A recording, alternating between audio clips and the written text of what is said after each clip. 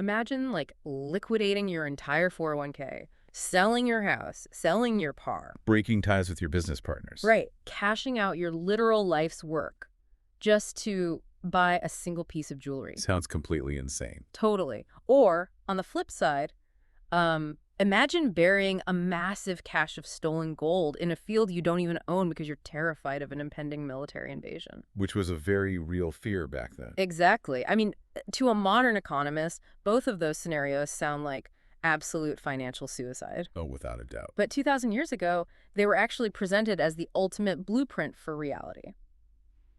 So welcome to this deep dive.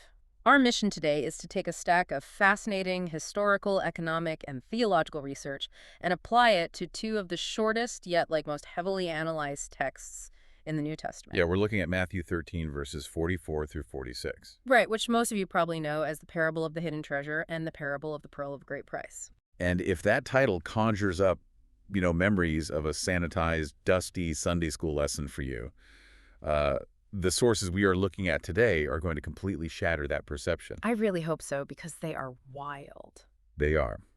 When you subject these twin parables to the kind of structural and thematic deconstruction that scholars apply to ancient Mediterranean texts, they reveal themselves to be incredibly radical. Yeah. We're going to examine these stories through two very specific stages today.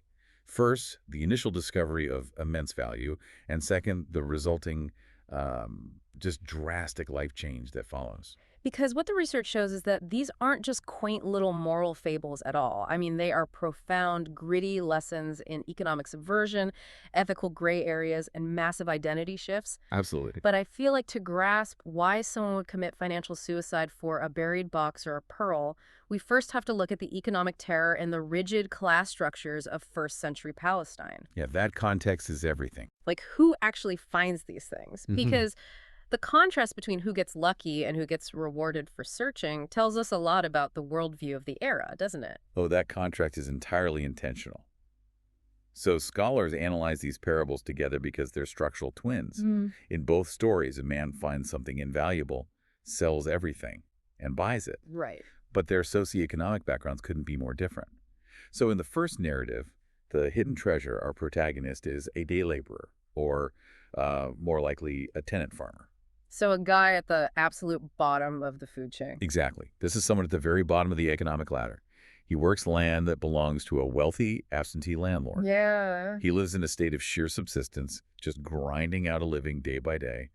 And his discovery is completely accidental. I mean, he literally stumbles upon a buried fortune while dragging a plow through the dirt. While the second guy is on the complete opposite end of the spectrum. Right. The protagonist in The Pearl of Great Price is a wealthy, specialized merchant. He's upper class, he possesses massive capital and liquidity, and his discovery is intentional. He's actually looking for it. Exactly. He is actively, purposefully seeking out fine pearls. He is a professional searcher. So it's essentially the difference between, like, a minimum wage ditch digger accidentally uncovering a lost Picasso painting buried in the mud. That's a great image. Right. Versus an elite art dealer who has spent their entire adult life hunting down a rumored hidden masterpiece. It's a really solid baseline analogy, but there is a crucial difference when we talk about the ancient merchant. Oh, what's that? Well, a modern art dealer usually has a buyer lined up, right? They acquire the Picasso to sell it for a massive profit. Sure. The merchant in this text is buying the pearl purely to possess it. He is taking it off the market permanently. Oh, wow. I didn't think about that. Yeah, but looking at the broader thematic contrast you brought up, scholars view these two men as representing two distinct ways that people encounter what the text calls the kingdom of heaven. Okay, break that down for me. So the tenant farmer represents grace. He wasn't looking for spiritual enlightenment, He wasn't on a quest. He was just doing his job. He was just trying to survive a Tuesday. And he stumbled into ultimate value. Whereas the merchant represents the quest. This is the person who spends their life philosophically or spiritually searching for ultimate truth, analyzing every option, and finally, deliberately locating it. Okay, that makes sense. But let's talk about the sheer mechanics of that accidental discovery in the field. Because, burying treasure sounds like something out of a pirate movie to us today. It really does. We have to ground this in the geopolitics of the ancient Near East, right? Like, Yeah. why is a literal fortune just sitting in a random agricultural field? It basically comes down to the terrifying reality of life in the Levant back then. In the ancient world, there were no secure banking systems. Right, no ATMs. Exactly. You couldn't just wire your savings to an offshore account or rely on FDIC insurance. And geographically, Palestine was a land bridge connecting the empires of Egypt, Syria, and Mesopotamia. So everyone was constantly marching through it. Constantly. It was being marched over by invading armies.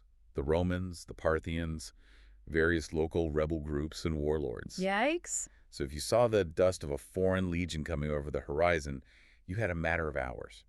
You took your family's entire life savings, you put it in a clay jar, and you buried it deep in the earth. Because if your village gets burned to the ground and your house is destroyed, the gold is safe in the dirt. Exactly. You can come back and dig it up when the war is over. That is so dark, but it makes perfect logical sense. It was the strategy. But here is the profound historical tragedy of that era. Quite often, that family never came back. Oh, man. Yeah. They were slaughtered, or they were sold into slavery, or permanently displaced as refugees. Yeah. And because they didn't leave a map, that buried treasure was simply lost to history. It just sat there. It sat there in the mud for decades, sometimes centuries. So for a peasant farmer to be digging a trench and hear the metallic thud of a shovel hitting a cache of ancient gold, That's mind-blowing. it was unimaginable wealth. It was the ancient equivalent of hitting a billion-dollar lottery. And the economic absurdity is just as extreme in the pearl trade, too. I mean, today we think of diamonds as the ultimate flawless gemstone, but the research points out that in antiquity, diamonds weren't the standard at all. Not even close. In antiquity, pearls were the absolute zenith of wealth and status. The Roman historian Pliny the Elder actually ranked pearls as the highest-priced goods in the entire Roman Empire. Which makes total sense when you dig into how they were actually acquired. Like, you didn't just mine them out of a rock wall. Oh, definitely not. They were harvested by free divers in the Red Sea, the Persian Gulf, and the Indian Ocean. And there's no scuba gear. There are no oxygen tanks. These divers were holding their breath, tying rocks to their feet to sink faster, and risking drowning, shark attacks, and the bends, all to pry open a shell that might be totally empty. The human cost was just staggering. Yeah, the human cost of extracting a single perfectly spherical pearl was astronomical. So when the text says the merchant finds one single pearl of great price, we're talking about an object of such concentrated, absurd wealth that it defies calculation. Wow. It's literally the crown jewel of an empire, just sitting in his hand. So if we establish that these finds are the absolute apex of ancient wealth, like a lottery ticket for the peasant and a crown jewel for the merchant, the next logical question is, what does the winner's panic look like? Oh, it's intense. Because claiming the prize wasn't simple. They both had to liquidate their lives to get it. And here's where the research completely flips the script on how we understand their reaction. This is exactly where the work of Joachim Jeremias becomes essential. Okay, tell us about him. Well, Jeremias was a premier 20th century scholar of ancient parables, and he pointed out a massive flaw in how these stories have been interpreted for centuries. Okay. If you look at the history of church sermons and commentaries, particularly developing through the Middle Ages, they focus heavily on the grim sacrifice of these two men. Right. There is this pervasive, heavy focus on the cost of discipleship. The traditional narrative is very solemn. It feels like a lecture, Like, look at how much they gave up. You too must painfully detach yourself from all your worldly possessions, suffer through poverty, and reject joy to be spiritual. But why did that interpretation develop? Jeremias argues it's because the later church adopted a highly ascetic theology. Ah. With the rise of monasticism, monks going out into the desert, the veneration of martyrs, the idea that suffering itself was inherently holy. So they read their own culture into it. Exactly. Theologians started reading their own cultural fixation on grim sacrifice backward into the text. They turned the parables into this heavy, miserable tax you had to pay to access heaven. Right. But Jeremiah says that entirely misses the mechanism of the text. He points to the original Greek in the first parable. The driving engine of the laborer's action is the phrase apotos kerasoto, Which translates to in his joy. in his joy. Meaning the liquidation of their assets isn't a burdensome, depressing duty at all. Not at all. Jeremias argues it is the logical, ecstatic response to finding something of disproportionate value. It is not an act of grim willpower. Let me try a different analogy here because it has to be more extreme than just cashing in a winning lottery ticket. Go for it. It's like finding out you have a terminal illness and your organs are shutting down, but you discover there is one single vial of a cure left in the world. Ooh, okay. You don't solemnly and sadly put your house on the market and weep over selling your car to afford the medical bill. You do it in a state of frantic, joyful desperation. Yes. You are practically throwing the keys at people because keeping the car means you lose your life anyway. The sheer value of the cure makes the loss of your stuff completely irrelevant. That captures the frantic energy perfectly. You aren't mourning the loss of the house. You're ecstatic because you see the math. Exactly. And that is what Jeremiah is highlighting. The parables teach that the kingdom of heaven is a discovery so overwhelmingly valuable that letting go of everything else requires absolutely no hesitation. But acting on that ecstatic joy looks downright crazy to the outside world. Completely crazy. Which brings us to the actual radical life changes these discoveries demanded. Let's look at the economic subversion at play here, because modern scholars like Amy Jill Levine and William Herzog frame this as deeply subversive. They do, because these parables completely dismantle standard economic rationality. Sure. Consider the merchant's mechanics. His entire identity, his social standing, and his livelihood are built on the principles of commerce. Buying and selling. Right. Buying, holding inventory, selling for profit. He needs capital. He needs a network. He needs a shop. But when he finds this single pearl, the text says he sells all that he had, which means he liquidates his home, his business, his remaining inventory, his ledgers, his staff. Everything. Literally everything. You buy one single pearl. Yeah. Economically speaking, Levin and Herzog point out, this is a kamikaze move. Yeah. He is no longer a merchant. He has no capital left to trade. He has zero diversification in his portfolio. And practically speaking, he cannot eat a pearl. No, he cannot. He has effectively ruined his own societal survival metrics to possess this one thing. He becomes a fool to the market. He does. To the rest of the ancient Mediterranean economy, the merchant has lost his mind. But the text argues that the merchant is the only one who truly understands the ultimate metric of value. Okay, but what about the tenant farmer? Because when I look at the gritty realism of his deal, I see a massive ethical problem. Oh, the ethics of the field. Let's get into it. Let's look at the sequence of events. He's digging in a field owned by a wealthy landlord. He finds a buried jar of gold. Instead of bringing it to the owner of the dirt, he covers it back up, keeps his mouth shut, scrapes together his meager savings, and buys the field from the landlord on the cheap, knowing there's a fortune under the surface. Doesn't he basically just steal the treasure through a shady real estate hustle? Right. It's a fantastic question. And it's one that scholars debate heavily because it touches on the complex property laws of the era. To understand the ethics, we have to look at rabbinic law, which was later codified in the Mishnah, a collection of Jewish oral traditions. So what did the Mishnah say about finding buried treasure? Was it just finders keepers? The legal framework was highly specific and differentiated between two types of finds. Okay. The law stated that if a worker found a scattered treasure, say a handful of coins dropped and lost on the surface of the soil, it belonged to the finder. Makes sense. The logic was that the original owner had clearly abandoned it or lost it beyond recovery. But if the treasure was intentionally hidden, meaning it was sealed in a jar and buried deep in the earth, it legally belonged to the landowner, regardless of who swung the shovel. So if the farmer just pulls the jar out of the ground and walks away with it, he is definitively a thief under the law. Yes. The landlord could have him arrested. Right. So he uses a loophole, he hides it again, he buries it back in the dirt, and then he goes and buys the field at its base agricultural value, just the cost of a plot of dirt. Right. By legally transferring the deed of the land, he becomes the landowner and thereby ensures his complete, unassailable legal right to the treasure beneath it. That is incredibly shrewd, but it is a massive ethical gray area. I mean, he is withholding crucial market information from the seller. Is Jesus endorsing real estate fraud here? Scholars emphasize that Jesus is not offering a seminar on ethical business practices here. Good to know. He isn't saying, go and trick your neighbors to get ahead. Rather, he is using a relatable, morally gray, street-level scenario that his peasant audience would have instantly recognized and probably chuckled at. Because they would have respected the hustle. They were all oppressed by wealthy landlords anyway. Precisely. The point of the narrative mechanism is this. When you see the ultimate prize, you act decisively. You use every tool at your disposal, you leverage the legal loopholes, you do whatever it takes within your power to secure it. The sheer value of the treasure overrides polite, conventional behavior. Okay, so up until now, we've been looking at these sources as a direct guide for how you and I should react to discovering ultimate value. Right. We are the ones digging in the dirt. We are the ones searching the markets for the pearl. We have to sell everything we own. We have to make the crazy sacrifice. But what if we've been reading ourselves into the wrong role the entire time? This is perhaps the most fascinating shift in the theological research.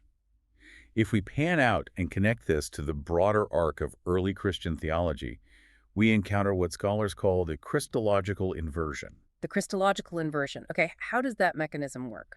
So modern historical critical scholars usually view the parables as a template for human reaction.